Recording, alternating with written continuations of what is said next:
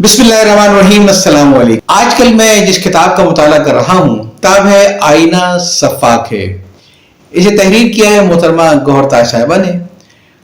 आपने कराची यूनिवर्सिटी से माइक्रोबायोलॉजी में एमएससी किया था और उसके बाद 10 साल तक आप तदरीस के फ़राइज़ अंजाम देती रही। उसके बाद फिर यहाँ से मिशिगन यूनाइटेड स्टेट्स चली गई 1997 में। वहाँ उन्होंने सोशल वर्क के अंदर मास्टर्स की डिग्री ली और फिर उसके बाद इनका शोबा यही है बुनियादी तौर पे नशे से जो मुतासर अफराद होते हैं इनकी थेरेपिस्ट का। इनकी अब तक 13 किताबें जो शाये हुई हैं उसमें मेरी पसंदीदा किताब उजालों के मुसाफिर जो माजूरी से रिलेटेड मसाइल के बारे में थी और इस पर जिक्र किताब के चैनल पर एक तस्रा भी मौजूद है। अब ये जो किताब जो मेरी नज़र से गुजरी है जिसका नाम है आईना सफ़ाक है, आप यकीन करें ये इसका इससे बेहतर नाम हो नहीं सकता था।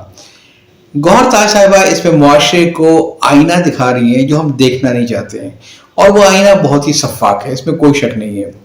इस दौर में हम जिन मसाइल से गुजर रहे हैं उसका हमें इदराक तो है लेकिन हमने उसका तदारुक करने की कोई कोशिश नहीं की है। ये एक हकीकत है कि सोशल मीडिया आने से, मोबाइल फ़ोन आने से, रील्स आने से अब बच्चों की नाजुक मौज़ूआत तक रसाई बहुत ज़्यादा बढ़ गई है। चूँकि हमारा एक मुआशरे का एक रुझान ये भी है कि नाजुक मौज़ूआत पे गुफ्तगू नहीं होती है। हमारे मुआशरे में आज भी माँ अपनी बेटी को नाजुक मसाइल के बारे में आगाह नहीं करती है। बाप अपने बेटे से शर्म महसूस करता है नाजुक मसाइल बताने के लिए, डिस्कस करने के लिए। ठीक है, एक हया है, शर्म है, बात नहीं हो सकती है, लेकिन ऐसी किताब तो घर में रखी जा सकती है कि अगर बच्चों की रसाई इस बात पर है कि वो जो चाहें, जितनी लफ्ज़ चीज़ चाहें पढ़ लें, देख लें अपने मोबाइल फ़ोन के ऊपर, तो कम से कम कोई ऐसी किताब घर में होनी चाहिए जो उन्हें तस्वीर का दूसरा रूप दिखाए। तो आइए मैं इस किताब पे आता हूँ। पहली बात तो ये कि इस किताब की कीमत तकरीबन 1000 रुपये है। देखने में थोड़ी सी आपको महंगी लगेगी लेकिन याद रखिएगा कि इसकी पूरी आमदनी कोही गोट फाउंडेशन के लिए रिजर्व है और मेरा ख्याल है कोही गोट हॉस्पिटल के बारे में आप अच्छी तरह से जानते होंगे। डॉक्टर शेरशाह सैयद की फैमिली का एक बहुत बड़ा कारनामा है और बहुत बड़ा इदारा है जहाँ सिर्फ ख्वातीन के जो मसाइल हैं डिलीवरी से रिलेटेड उसको टैकल करते हैं। बहुत बड़ा उन्होंने इदारा कायम कर रखा है मिडवाइफ की ट्रेनिंग का, नर्सिस की ट्रेनिंग का और सारा इलाज मुफ्त है। तो कोही गोट का एक शोबा है शोबा पब्लिकेशंस का। ये किताब भी उसी को डोनेट हुई है कि जो किताबें इनके शोबे पब्लिकेशन के तहत आती हैं तो इसका मतलब ये है कि इसकी सारी आमदनी जो आप खरीदेंगे वो एक नोबल काज के लिए जाएगी। और मैं आप लोगों से दरख्वास्त करूंगा कि आप कोही गोट हॉस्पिटल के लिए उनकी पब्लिकेशन डिपार्टमेंट की किताबें ज़रूर खरीदें। आम के आम और गुठलियों के दाम, आपको अच्छा अदब पढ़ने को मिलेगा और साथ ही साथ आपके सारे पैसे जो हैं वो किसी सेठ की जेब में नहीं जाएंगे बल्कि कोही गोट हॉस्पिटल के मरीजों के लिए, वहाँ ज़ेर इलाज ख्वातीन हैं उनके लिए और जो तरबियत क्या हासिल कर रही हैं नर्सेज और मिडवाइफ उनके लिए जाएगा। तो आता हूँ मैं सीधे इस किताब के ऊपर। इस किताब के बुनियादी तौर पर 3 हिस्से हैं। इसका पहला हिस्सा है कहानियाँ, जिसमें से 15 कहानियाँ इन्होंने मेंशन की हैं, जिसमें से एक सच्ची कहानी है और आज मैं उस सच्ची कहानी को मुंतखब करूँगा आपको सुनाने के लिए, जिसका उन्वान है और कुफ्र खुल गया। दूसरे हिस्से में तकरीबन 20 मज़ामीन हैं जो नफ्सियाती मरीजों के बारे में, जो नशे के मरीजों के बारे में, जो जिन्स के बारे में हैं। और फिर तीसरा हिस्सा इनका है 10 अलग अच्छे मज़ामीन के बारे में कि समाज में रेप किस तरह मुँह पाता है, आदि गवाही, पूरे वोट वगैरह वगैरह। आप बातों से इख्तलाफ कर सकते हैं लेकिन जिस चीज़ से इख्तलाफ नहीं कर सकते हैं वो ये किताब पढ़ने के बाद कि इस किताब को पढ़ना भी बहुत ज़रूरी है और अपने बच्चों को मौका देना भी बहुत ज़रूरी है कि वो इस किताब को पढ़ें ताकि अलर्ट रहें क्या हो रहा है। 258 सफ़ात की इस किताब को मैं तमाम हसास मौज़ूआत को, सच्ची बात है हमारा जो मुआशरा है, मैं यहाँ पे उसको पूरा डिस्कस नहीं करना चाहूँगा। मैं समझता हूँ कि किताब ऐसी है जिसको प्राइवेटली पढ़ा जाए। इस किताब के पहले हिस्से में जो कहानियाँ हैं उसमें से मैंने एक सच्ची कहानी मुंतखब की है आपको सुनाने के लिए। उसका उन्वान है और कुफ्र खुल गया। गौहर ताज साहिबा कहती हैं कि ये एक सच्ची कहानी है। अगर हम अपनी आंखें खोल कर देखें तो हमारे मुआशरे में ऐसी सच्ची कहानियाँ बहुत बिखरी हुई हैं और ये हमारे जो पेरेंटिंग का जो सिस्टम है और हमारे जो घरों का जो माहौल है, अनफॉर्चुनेटली हम एक मेल डोमिनेटिंग सोसाइटी हैं और इसमें जो बड़ा जो प्रॉब्लम आ रहा है वो ये आ रहा है कि अक्सर देखा ये गया है कि हम लोग अपनी मोहब्बत में बहुत ज़्यादा पॉजेसिव हो जाते हैं। یعنی جو شریک حیات ہے وہ اپنی طریقے سے سوچ نہیں سکتی ہے، اس کے لیے سوچیں گے ہم، اس کو پروٹیکشن ہم نے پرووائڈ کرنی ہے۔ زمانہ اس کا نہیں ہے، آپ کو اپنی شریک حیات پہ ٹرسٹ کرنا پڑے گا۔ میں سمجھتا ہوں کہ محبت جو ہے وہ برابری کا نام ہے، ٹرسٹ کا نام ہے، اعتبار کا نام ہے، جو آپ اپنی شریک حیات پہ کرتے ہیں، جو اپنے بچوں پہ کرتے ہیں۔ آپ نے ان کو برے بھلے کا پتہ ہوتا ہے سارا، لیکن جو ہمارے معاشرے کی جو گھٹن ہے وہ بنیادی طور پہ شخصیت کو مس کر دیتی ہے۔ اس کے بعد میں آتا ہوں سیدھا اپنی پسند کی اس کہانی پہ، آئیے سنتے ہیں۔ اس کا عنوان ہے اور قفل کھل گیا۔ اور قفل کھل گیا، سچی کہانی، تحریر گوہر تاج۔ جب میں نے صابرہ جبران کو بطور لائبریرین یونیورسٹی کی کشادہ لائبریری میں کتابوں کے متلاشی طلباء کو خوش دلی اور مسکراتے لبوں کے ساتھ مدد کرتے دیکھا تو یقین مانیے مجھے لگا جیسے وہ لائبریری کے کمرے میں قید نہیں، کسی جنگل کی آزاد فضا میں پر پھیلائے خوشی سے تھرکتی مردی ہو، یا پھر کسی اونچے درخت کی شاخ پہ چہچہاتی آزادی کی گیت گاتی چڑیا ہو، جس کے قرب میں بہتی ندی میں بدمست اور شور مچاتا رواں شفاف پانی ہو۔ یوں مانو جیسے ساری فضا آزادی کے رومان سے سرشار ہو۔ دفتن مجھے خیال آیا کہ صابرہ اب عدت گزار کے اپنی 2 اولادوں کی گزر بسر کا سامان کرنے کے قابل بھی ہو گئی۔ اس کے شوہر پروفیسر جبران کے دل کے دورے کے بعد اچانک موت نے صابرہ کو یونیورسٹی کی انتظامیہ کی جانب سے نوکری کی پیشکش ہوئی تھی جو اس نے قبول کر لی۔ گو اس نے شادی کے بعد کبھی کام نہیں کیا تھا، لیکن وہ ایم اے پاس تھی اور شوہر کے بعد اب اپنے بچوں کی کفالت کا واحد سہارا۔ یونیورسٹی کے قاعدے اور قوانین کے مطابق دوران ملازمت اگر موت واقع ہو جائے تو ملازمت کی ترجیح مرحوم ملازم کے لواحقین کو دی جاتی ہے تاکہ اس گھرانے کی مالی پریشانیوں پہ بند باندھا جا سکے۔ شوہر کی زندگی میں صابرہ اتنی آزادی سے نوکری کا تصور بھی نہیں کر سکتی تھی، لیکن ان کی موت کے بعد وہ اپنے فیصلوں پر قادر تھی۔ پروفیسر جبران سائنس کے کسی شعبے میں گزشتہ 20 سال سے کام کر رہے تھے۔ گو اب میں اس شعبے میں ان کی کولیگ تھی، مگر کبھی وہ میرے استاد بھی تھے۔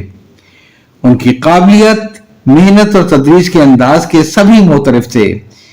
ہمیشہ سفید براق قمیض، کالا پینٹ اور چمچماتا کالا جوتا پہنے، بلیک بورڈ پہ نفاست سے سفید چاک سے لکھتے، لبوں پہ دھیمی مسکان، نرم آواز میں وہ اس منظم انداز میں پڑھاتے کہ ہر بات کلاس ہی میں ذہن نشین ہو جاتی۔ مشکل سے مشکل فارمولہ ہو یا کیمیائی تعاملات کی لمبی زنجیر، بس ذہن میں ہر چیز اترتی چلی جاتی۔ امتحان کے وقت وہ صرف دہرانا ہی باقی رہ جاتا تھا، لیکن ان کی بظاہر نرم اور دھیمی شخصیت کو یکلخت ایک اور سخت شخصیت میں بدلنے میں دیر نہ لگتی تھی۔ کچھ طلباء کا غیر سنجیدہ انداز اور جھوٹے ہیلے بہانے وہ اپنی ہتک اور ذات پہ حملہ سمجھتے تھے۔ یہ بھی عجیب بات تھی کہ ان کے عطاب کا شکار زیادہ تر لڑکیاں ہوتی، جن پہ وہ طنز کے ایسے تیر برساتے کہ کمرے میں سانپ سونگ جاتا، اور تیروں کا شکار طالب علم سر جھکائے کمزور اور بے بس ویسا ہی چوہا بن جاتا جیسے کبھی خود وہ اپنی سوتیلی ماں باپ کے سامنے تھے۔ یہ بات بھی قابل غور تھی کہ شعبے کے کم درجے کے ملازمین کے ساتھ ان کا رویہ حد درجہ مشفقانہ تھا۔ انہوں نے کبھی ان سے اونچی آواز میں بات نہ کی اور ان کی مالی مشکلات کو اپنی مشکلات سمجھ کے حل کیا۔ جب تک میں ان کی شاگردہ تھی ان کی ذاتی زندگی میرے لیے کھلی نہ تھی، لیکن جب خود تدریسی سٹاف کا حصہ بنی تو مجھ پہ ان کی شخصیت کی پراسراریت کے کچھ راز عیاں ہوئے۔ مثلاً مجھے پتا چلا کہ ان کا بچپن شدید جذباتی ناآسودگی اور مالی قسم پرسی میں گزرا تھا۔ 6 سال کی عمر میں ماں کے مرنے کے بعد جس عورت نے ان کے والد سے شادی کی تھی وہ بہت حاسد اور ظالم تھی۔ اس نے روایتی سوتیلے پن کا ثبوت دیتے ہوئے ان کے ساتھ وہ کچھ کیا کہ جس نے انہیں ایک دن گھر چھوڑنے پر مجبور کر دیا۔ اس کا نتیجہ یہ نکلا کہ انہیں رشتوں پر سے یکسر اعتماد نہ رہا۔ ممکن ہے بے گھری میں فٹ پاتھ پہ سوتے اور فاقے کرتے ہوئے بھی انہیں اس بات کا یقین تھا کہ تعلیم کبھی دھوکہ نہیں دیتی، رشتے بھروسے کے لائق نہیں، لیکن محنت سے حاصل ڈگری پہ اعتماد کیا جا سکتا ہے جو آپ کو عزت اور وقار دیتی ہے۔ لہٰذا انہوں نے تعلیم حاصل کرنے میں سخت محنت کی۔ اس جادوئی ملاپ کی وجہ سے انہوں نے ایم ایس سی میں امتیازی نمبر حاصل کیے۔ اس شاندار کامیابی کے بعد انہیں اسی شعبے میں بطور استاد ملازمت کی پیشکش ہو گئی۔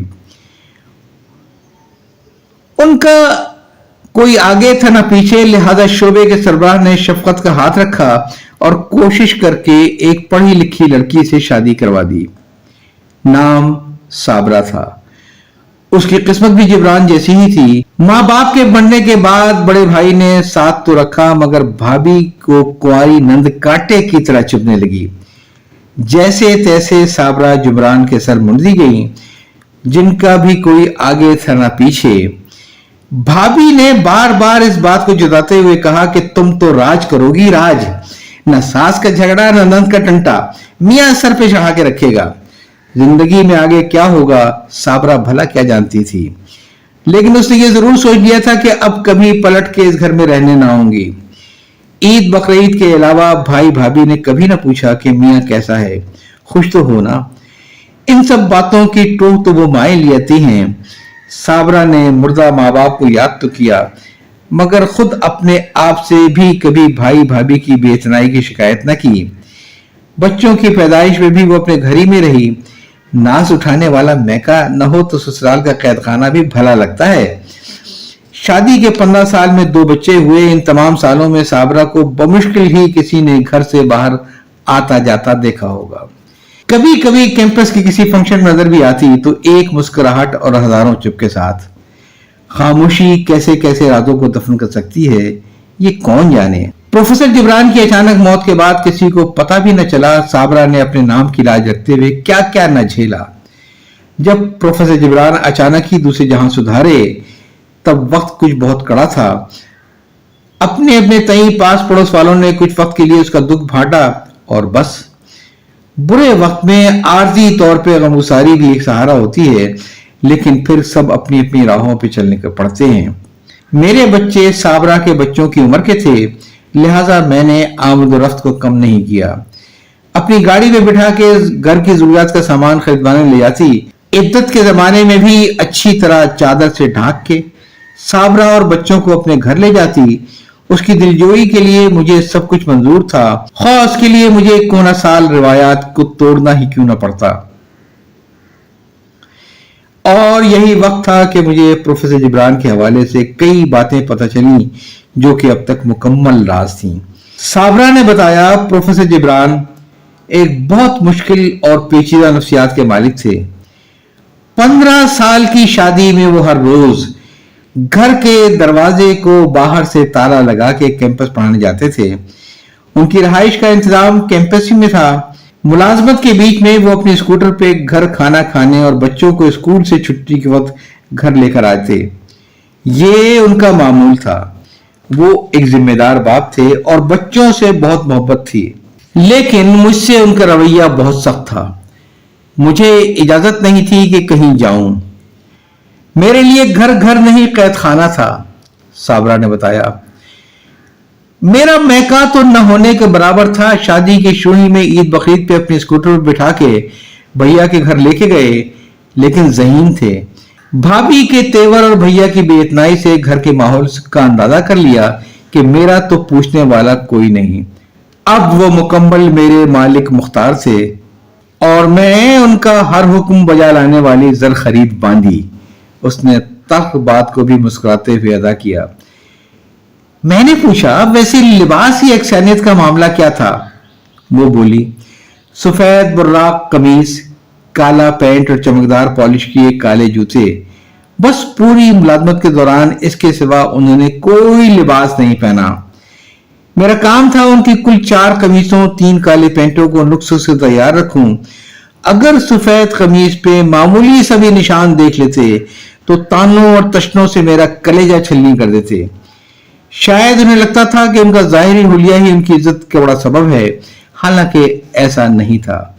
وہ بچوں سے بہت محبت کرنے والے باپ تھے۔ उनकी हर जरूरत को पूरा करते थे। हमेशा ये कहते थे कि ये मेरी तरह क्यों बचपन गुजारे। बच्चों को स्कूटर पे बिठा के आइसक्रीम खिलाने और तफरीह कराने ले जाते, लेकिन मुझ पे उनकी सख्त कड़ी नजर रहती। हालांकि मैंने कभी उनके एतमाद को नहीं तोड़ा। बच्चों के स्कूल जाने के बाद मैं घर में तन्हा और कैद खाने के एहसास के साथ मुर्दा दिली के साथ रहती, क्योंकि हर रोज वो बाहर से ताला लगा के चले जाते, लेकिन बस उनका बच्चों से प्यार ही मुझे जिंदा रखता। ये सब कहते हुए उसकी आंखें नम हो गईं। एक बात पूछूं? मैंने बहुत झिझकते हुए सवाल पूछा। अब जबकि तुम एक जिम्मेदार मां होने के साथ वो काम भी कर रही हो जिसका तस्वुर भी तुम्हारे जहन में प्रोफेसर जिब्रान की जिंदगी में न था, इतनी बड़ी तब्दीली कैसी लगती है? उसने कहा, अजीब तो लगता है ये कहते हुए, लेकिन उनकी मौत ने मुझे आजाद कर दिया। बाहर से लगा कुफ्ल खुलने के बाद जैसे मुझे जिंदा से रिहाई मिल गई, और ये आजादी उनकी मौत के बगैर मुमकिन न थी। खुदा को मुझे इसी तरह रहा करना मंजूर था शायद। इसके लिए मेरे बच्चों को यतीम और मुझे बेवकी उठानी पड़ी, लेकिन आजादी की कीमत भी तो चुकानी पड़ती है। ये सब कहते हुए वो बिलक बिलक के रोने लगी, और मैं सोच रही थी कि ये आंसू रिहाई की खुशी के हैं या 15 साल गुजारे कैद के गम के।